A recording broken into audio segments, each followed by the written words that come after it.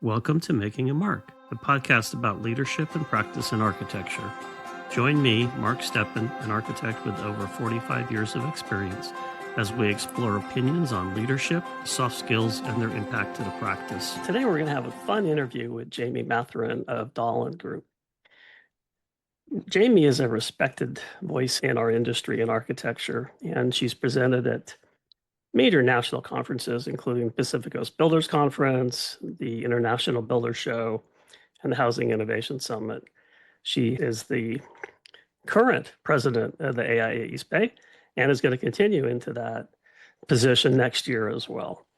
Jaime's dedicated to advancing the profession, and one way is through her passionate part in mentoring students and emerging professionals from underrepresented communities through the AIA and other nonprofit initiatives. So welcome, Jaime. Thanks, Mark. It's great to be with you. I'm happy to be your second guest on your new podcast. Thanks. So this will be fun. We're going to talk about leadership and how it really is important to the profession and important to us as individuals in our own individual growth, let alone the growth of the firms. And just see where this goes. I got some questions, but we'll see where the flow of the conversation takes us.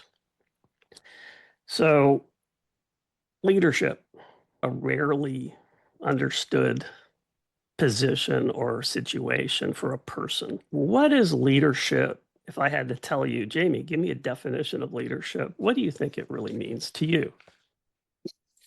That's a great question. I think to me, inspiring others is key. And it's really about the interaction with other people, also supporting and elevating others, helping them reach their full potential, helping solve problems, using one's experience to think of a way to do something that draws on somebody's wealth of knowledge. So I think that sums it up for me. Okay. I'm in basic agreement with my take on what leadership is. And I think what's interesting is that as architects, we're trained in many things. We're trained in school, mostly about learning how to learn and interact with people and certain skills about architecture. Then we're thrown into the real world, and you sink, you swim, you paddle, you float, and hopefully you get a good mentor. But not everybody gets good mentors. So I don't think, have a good pipeline of learning how to lead ourselves or lead others. And so how do you think we do as a profession in actually developing the types of leaders that you just talked about? I think it depends. Our profession is so vast with different sizes of firms and different kinds of practice. So I'm sure it varies in different organizations and different people's experiences.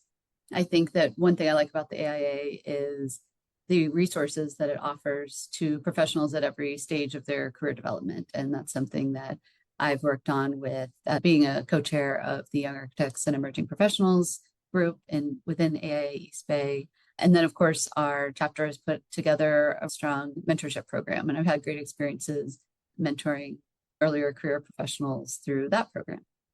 So I think it's always room for growth within our profession of more leadership, guidance, and building upon people's strengths. I think there's probably more people that are capable of being good leaders than they even realize. And that was something I talked about when I spoke on a panel at UC Berkeley a couple of years back. And that when I was young, I decided I wanted to be an architect. I didn't think about I wanted to be a leader or a principal or a president of a professional organization about architecture. I just wanted to be an architect.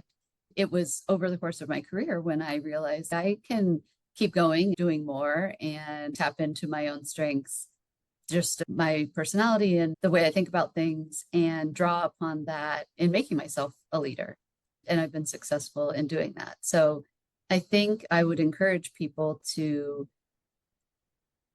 open themselves up to possibilities of considering themselves to be future leaders, even if they're earlier in their career and they don't think that is their path, and then look for those resources. I think those resources are there.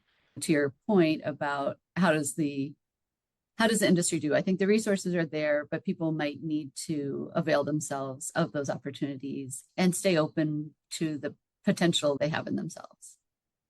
Great point.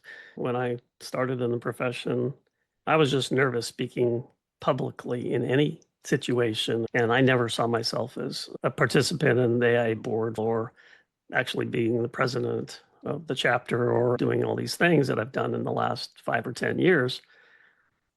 But it's taken time to become comfortable with myself.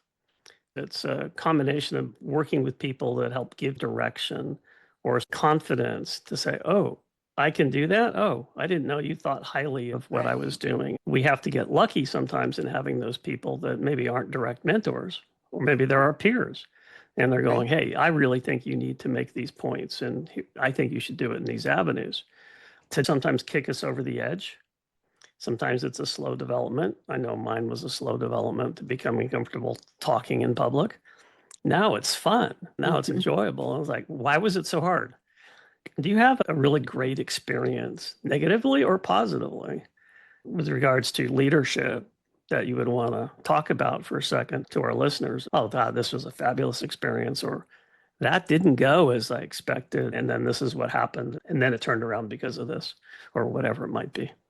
Over my career, I've worked at 2 firms over my almost 20 years. Next year will be my 20th year in the profession. At both places, I've had some people that were really pivotal in observing what they do, seeing their skills and how they move through the profession, having people encourage me, like you said, having people notice something in you that you're really excelling at and giving you that confidence, like you said, to go to the next level. So several experiences like that. And then one thing I wanted to mention, just thinking about leadership experiences in general and talking about the AIA is the AIA Women's Leadership Summit is an event that I've attended the last 3 years. The first one was in San Jose and then Chicago and Boston. The next one's coming up in a few months in Atlanta. If any of our listeners are interested, they can still register for that.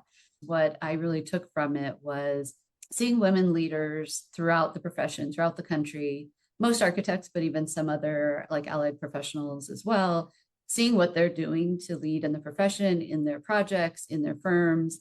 And it was just such a supportive, uplifting environment to be there. It just felt like a nice place to be. And you could just see a lot of cross collaboration at a lunch table, people from different stages of their career talking about what they do. I found that to be a really deeply inspiring event. The sessions are good too, but just like that community of people to see that there's 1,000 women who are leaders or future leaders or emerging leaders in architecture all coming together for that event. That was something that's been a really cool experience for me. Thanks for the story there, Jamie. I think that we've probably all had interesting experiences in seeing leadership at work, positively and negatively, in ways that can be uninspiring and inspiring, depending on the situations. I'll give an example of something that was inspiring to me when I was working for a large firm and had gone up to Seattle for a partners and principals retreat, which I'd never done when I worked for my father-in-law's firm for all those 30 plus years. We listened to all kinds of discussions. There must have been 100 of us. And we watched a Simon Sinek video, which is about Start With Why, which everybody had to watch, right? And it was extremely inspiring, that video, which had nothing to do with architecture. But you can translate it to architecture. So why do we do what we do? Right? Not what do we do, but why do we do what we do? And so the fact that they thought this was so important was important. And contrasting that to situations where ownership or principals at a small firm, one, were not architects, so did not understand the profession, but were very poorly schooled at being leaders of people, and seeing how that tore apart parts of the firm and made people disappear and leave and added stress to my life in ways that even I wasn't recognizing for a while. It had nothing to do with the profession. It was just about people skills. And so that started making me really think about the importance of what we're talking about today, leadership. Well, it's more than just leadership. It's the soft skills that go with leadership that help you be a leader, right? So in your now 20 years of experience. I know you obviously from the AIA, and I value your opinion highly. What skill sets make a good leader? I'm talking about not architectural skills. Right, that's a good point. They are different skill sets. If we look just at our technical architectural skill sets, that isn't everything. And we need to spend time on cultivating our leadership capabilities too. To me, earning the respect of your team is super important. I think doing that through being authentic, having empathy, listening, taking responsibility, setting the tone for a team, and leading with that mutual respect that you have for the people and your team, instilling confidence in them, having their back, showing them that you'll solve challenges and help them learn how to solve challenges too. There's a book that a group of us leaders read called Multipliers, and it was about nurturing strengths in your people and then getting out of their way. And that sometimes people accidentally diminish capabilities in other people because they're trying to save them too much or do too much. There's a lot to be learned through small failures or growth opportunities. So I think there's a good balance of giving your people a feeling of confidence that you're there and you're a leader and you're going to take care of things, but also encouraging them to develop their own capabilities. Perfect. I totally agree. Part of what you're talking about that I've talked about in leadership coaching sessions is you're generating a safe space for them to exist, for everybody right around you to exist in, that allows learning to happen, whether it's through mistakes, but mistakes that get discussed in a empathetic and respectful way and a teaching way. Yeah. Right. So we're all going to make mistakes. We're all still going to keep learning until we stop being vertical here. If we're open, which we should be, then we're going to keep learning and we can always get better at things. The soft skills you're talking about have to do with things like the proper art of delegation. You're not giving people something to do and then over monitoring them and not letting them do it on their own, and you're helping them too much, which is maybe through good intentions, but there can be just, oh, I don't really trust you finishing it, so I got to finish it. Micromanaging stuff is difficult for a lot of architects to push aside. Right. Totally agree. I think a lot of us have some perfectionist tendency. We know how we did it before when we used to be in that role or something. So it is easy to fall into that. But it's so important. If you do all of the same things, you're impeding your own growth and the growth of your whole organization. So it's important that we all need to develop these other people to come in behind us and do things maybe slightly their own way. So we give them a framework of how we've been successful, and they can use that as much as it's helpful, but then also figure out their own ways. They might surprise us and do something better, more efficient. Thinking about delegation, deferring, allowing others to do their own way and then see how that works. We need to give them that space, right? And we need to help delegate information and delegate responsibility and then not take it back. There's a very interesting book, which I've read most of, that's about Attila the Hun and leadership. Now, we're talking a long time ago, and there's a great chapter on the art of delegation. And if you read all of these bullet points that he felt were critical to his success as a military leader and a people leader, you can update pronouns and you can update some words. It's, let's say, 85% accurate for today, which is a very interesting concept. Yeah. But it's really talking about how you work with people. You hand out responsibility, you hand out respect. Sometimes you have to step in and figure out when the best times to step in are. There's the right way to step in and the wrong way to step in, right? I know that in the past, I've been reviewed by people that I've worked for a long time, and I had been told, you micromanage a little too much. You got to trust us. I'm like, I do. And they're like, no. You got to trust us more, and then allow us to make our mistakes. Then you can tell us all this wonderful stuff and help us learn because you got all this experience, but let us take more responsibility. I didn't know I was doing this, right? So I wasn't upset that I was told this. I was like, oh, okay, now I need to be better, and this is how I can be better. And it ties back to the why, start with why that you talked about. I've been thinking about when I'm coaching other people who are coming up and learning new things, rather than telling them exactly how to do something, give the why of why or how we are trying to communicate something to a client. So what is the why that we're communicating? Then they can figure out their own best way to do it, but give them sort of that background that maybe they don't have in understanding. They maybe haven't had that exact experience before with a client. You can understand how we want the client to feel at the end of this conversation. We want them to understand this, but we can be friendly. Maybe it's a technical, a very specific thing about a contract, but let's try to be as friendly and approachable in this email, but then also use these phrases that are like the technical things that might protect us in this contract and just in discussing what we're going to do in the scope of work or something like that. So I think if I just wrote the email for them and didn't talk about the why behind it, then they don't learn the full lesson. So that's a good example.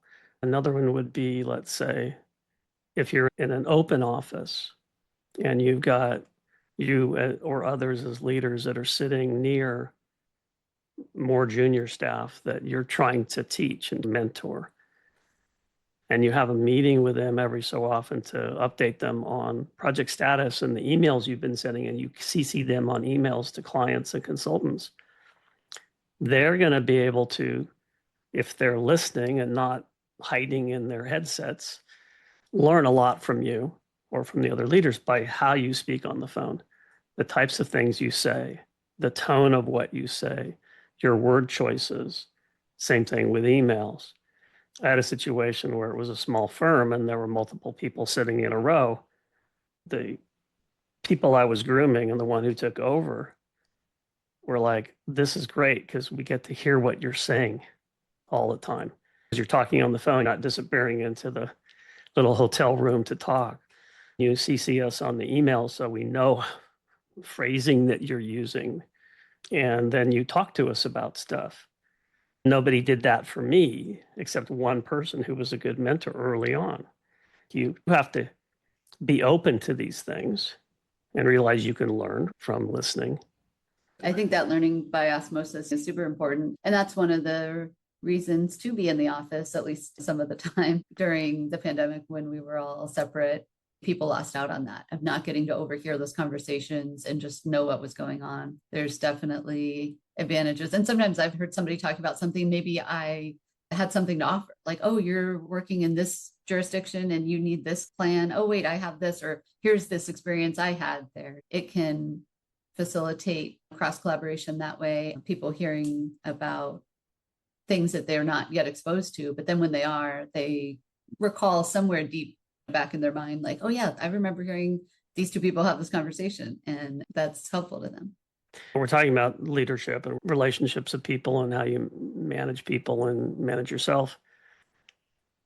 It's different now than it was relating conversation to facial reactions and other things that we all have to work on, all part of the soft skills of communication.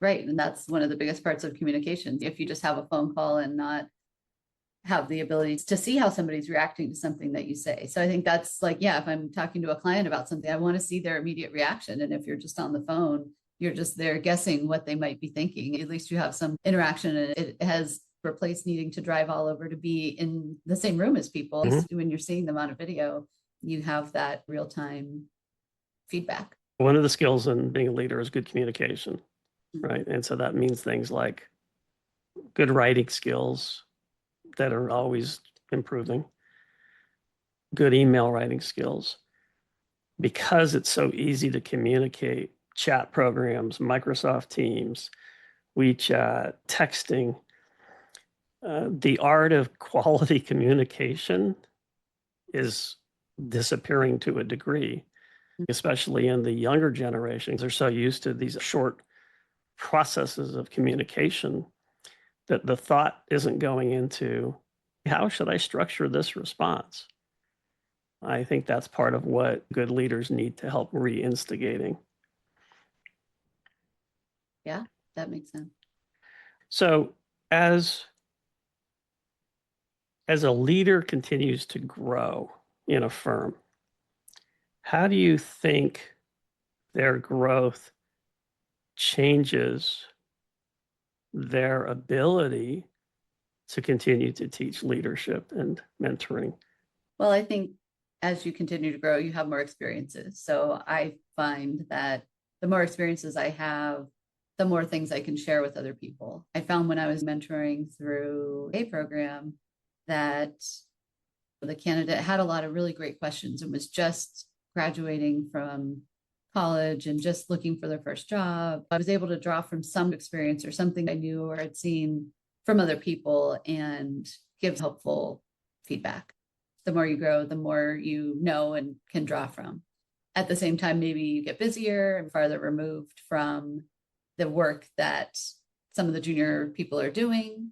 But I think that it's just this leadership and this knowledge transfer needs to happen at all levels. So it isn't something that's just the most senior people to all the people below. It can be every step above, below, or cross collaboration. There's room for mentorship and coaching across all of these different levels. So I think it doesn't affect it in the way that it becomes necessarily harder. Maybe it just opens it up more opportunities for coaching from more people.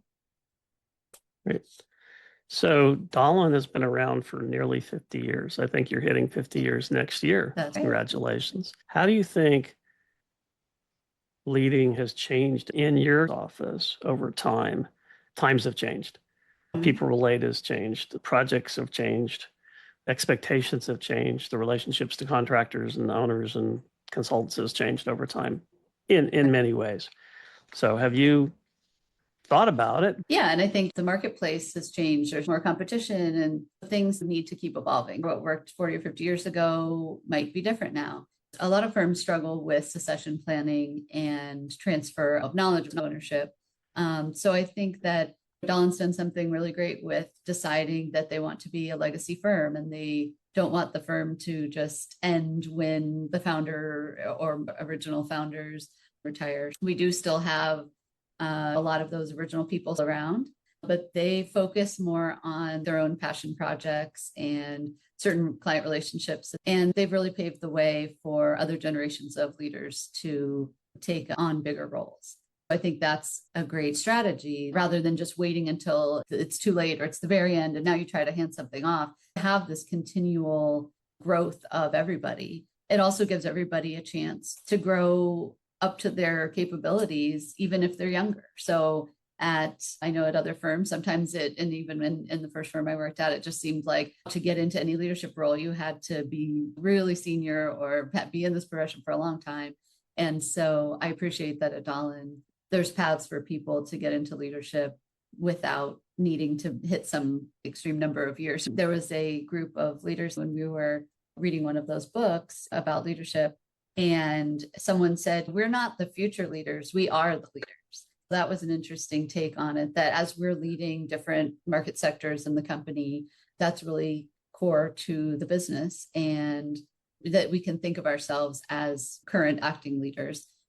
Of course, too, as a company grows, things are going to keep changing and need to be the business acumen of all of the leaders needs to be continually improving when you're a bigger firm. So that's something I've seen over the years too. And I think that architecture firms in general, some of them just really focus on doing great architecture. And if they don't focus on the business side of things, I really appreciated how Dahlin has balanced the business side with doing great design and architecture and being great for people. The business side isn't at the expense of those other things, but it is an important facet of what makes the company successful and keeps us going for 50 years. You have to have a good plan, but be willing to adapt it as times change. One of the most important things is caring about your people. If you don't care about your people and the opportunities you give them, then you're going to stagnate and your quality people will leave. You will not have the succession plan you envision because you haven't done that critical aspect of things, which is the people. The people should come before the money. It should come before, is it a beautiful building or not a beautiful building? That is going to come regardless if you're a quality designer. But what's critical? Your client, the users, and your staff. If you have that working right, the other stuff will follow because you'll have a better collection of engagement from your staff. Better engagement leads to more productive, better work. When people feel engaged and supported in a safe space, like you talked about earlier, I think I've had a couple of people. I moderated a panel within our own company, and somebody was talking about that, about how they felt it was a safe space and they felt respected. And that was really great to hear and good praise. I've had a situation where we've given classroom sessions teaching the whole staff about something, let's say elevators, stairs, whatever it might be, mundane things. But we've given them an environment to ask questions. Most people aren't going to ask questions in a team environment. A lot of people don't want to speak up. There's this unspoken thing of, oh, you don't know what you're talking about? That's not good if you're having to ask questions. Well, actually, there's no bad questions. When I got done with one particular classroom session on how to do all the grid lines and dimensioning of building plans and other boring stuff, but critical to doing good documentation, a junior person came up to me and said they really appreciated these opportunities because they never feel like they can ask a question when they're working on their project. We're talking about somebody in schematics where you're setting all these ground rules of what the buildings are doing. Right. If people are that afraid of asking a question, we're all learning. I think that's something interesting about architecture, right? You could be in architecture for 50 years and not know everything. It's a profession that there's always something new you're going to learn. We might be an expert in one thing, but then look at something else and don't know where to start with it. I think cultivating a culture of curiosity and fostering that growth of knowledge, people being able to ask those questions is super important. They should have the freedom. And even if you have people that are leading a group and they're not leading it very well, others in the firm that are in a high level of leadership should always make sure that everybody understands there's someone you can always go to. Right. I know that wasn't the case in most places that I've been to, seen, or worked at, unless I've given it. And that shouldn't be the case. There should be others that are willing to give that direction. Now that you're principal at Dahlin and moving up in the world, do you think that there's any real evidence that the quality of leadership is reflected in the firm's bottom line? I think so. The economic world can be challenging and there can be we'll put those that factors, aside for a second. But right, independent from that. Yes, I think you talked about what people feel and how people engage in the company. I think that definitely affects the bottom line. If people are motivated and showing up happy and ready to work and enjoying the work they do and enjoying the people they're around, that helps the bottom line.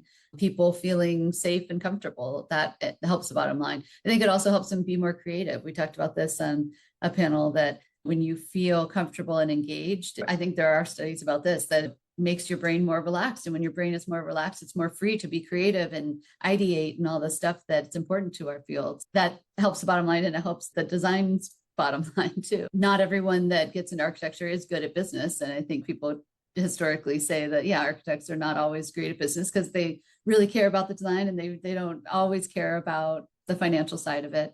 So I think that leadership, focusing leadership for leadership's sake, not just leadership in architecture, but people who are leading the business side of a firm, who in our case are primarily from the architecture sphere, with the addition of resource team people like CFOs and chief people officers, but the leadership of the culture of the company, that helps the bottom line. Establishing good business practices in terms of how to monitor our budgets and how to write good contracts, that of course helps the bottom line. So I think there's room for leadership in all of those avenues and to keep elevating our experience in it over the course of the more than 10 years that I've been at my firm. I just have seen it grown and just continue to elevate the way they do things as they have grown. So they've grown in numbers, but also in the precision in some of these areas that are on the business side. And so it's inspiring to see how that can happen. And it gives people confidence in, hey, your company's continuing to evolve, not just staying stagnant or accepting the status quo. We want to keep pushing further, knowing that the world keeps getting more competitive and there's more pressures on a lot of the business sides of things. We are wanting to be on the forefront of how we're running the business. How do you think your firm's culture is evidence to people you're interviewing? Part of the success of your culture over time is the ability to hire people that fit your culture and want to be in your culture and grow within your firm. How do you think that's been working? Sometimes you can just get really lucky hiring great people. It used to be easier to hire people. I think it's much more complicated now to find people that are a really good fit, that want to stay with you because you want to invest the time in mentoring everybody that comes in, whether they have 40 years of experience or 5 years of experience. They all deserve mentoring and teaching and helping. So how do you think it's really working? In terms of communicating the culture, I think in interviews, I've thought about that when interviewing and talked to some other leaders, that we traditionally think of an interview as we want them to do a lot of the talking. We want to hear about them and their skills, but also we need to take some time to sell them on us, our culture, and who we are and why they might want to work there, and hope that's a good fit. There's a cyclical nature to hiring and how sometimes the hiring market is more competitive. At all times, you want to find the right fit. So you want to talk about what our culture is like to hope that can weed out anybody that isn't interested in the way you operate. In a competitive market, I think it's especially important to sell the candidate on what you do as a company. I talked before about being authentic. Everybody's going to say, oh, we have a great culture, blah, blah, blah. But to have some key examples of things you do that are, this is a time when the whole company comes together, we have this community and we do these activities, and have some real examples of what you do. And that to me has resonated with candidates when we can talk about specific things that we do. How do you think, and I think we're closing in here on the end of my questions for you, but you might have some other thoughts. One of the things that's a challenge is when you've got somebody in your firm that helps run the coaching, the leadership training, let's say. They're not an HR person, so they're an architect and they have this experience and knowledge. But they realize that, and they may not be a partner or principal, maybe they're just the next step down or something. They realize that some of my partners need some of this because they're not doing these things. And I'm getting feedback from staff that when they work with those two leaders, they're not feeling safe. They're not feeling good. How do we get those more senior, more experienced folks who might not think they need to learn it to be open to learning these things? Yeah, that's a good point. We've talked about that framework of being hungry, humble, and smart.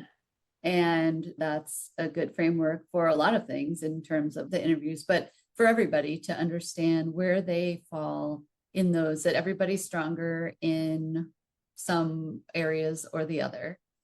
So we've done some exercises like that about most partners and most people at that level, they all are hungry, number one, and then maybe the humble or the smart. If people aren't familiar with this concept, the smart is more about people smarts than technical smarts. It's interesting seeing people rank themselves on those and have to put those in order. So I think that there's some activities like that that can get more buy-in, where it's understanding that people excel in certain areas and can keep growing in other areas. So it doesn't mean that they are not a good architect or not a good leader, but they just have some areas that they can continue to grow. And another core of that philosophy is about being vulnerable. And so it's about everybody being able to own up to something they could do better. And so I think if you can create a culture of that going back again to a safe space. We were earlier talking about safe space primarily for mid-level and junior people that are feeling comfortable growing in their career. But if partners and people who are rowing in the same direction and trying to create this culture together, they can be vulnerable with each other and talk about what they can keep growing at or doing better. I think that getting to that point, that's key to being open to accepting those things you're talking about. Totally true. You took a phrase right out of my webinars and other stuff, the vulnerability aspect.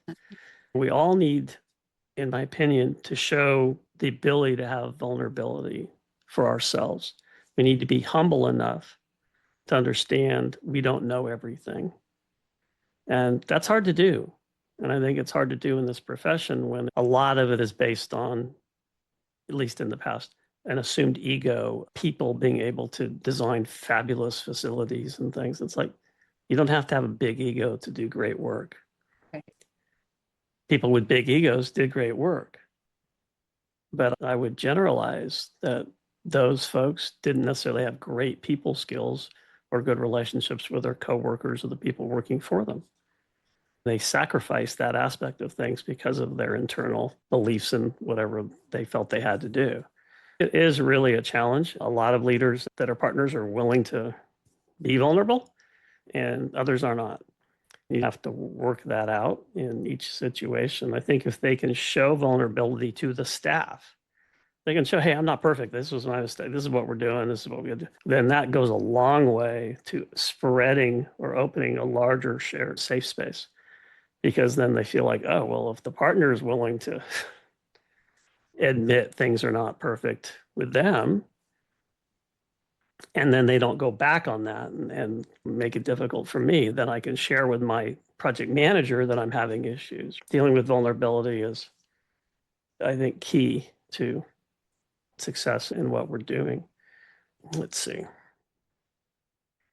That's what I wanted to at least on our first chat here. Yeah. And happy to have another one about leadership. I'll close with asking you if you could do one wordings, like what are the top 5 or 6 words you'd use that are the important soft skills for quality leadership? Mm-hmm. All right. I'll say authenticity, respect, empathy, curiosity, and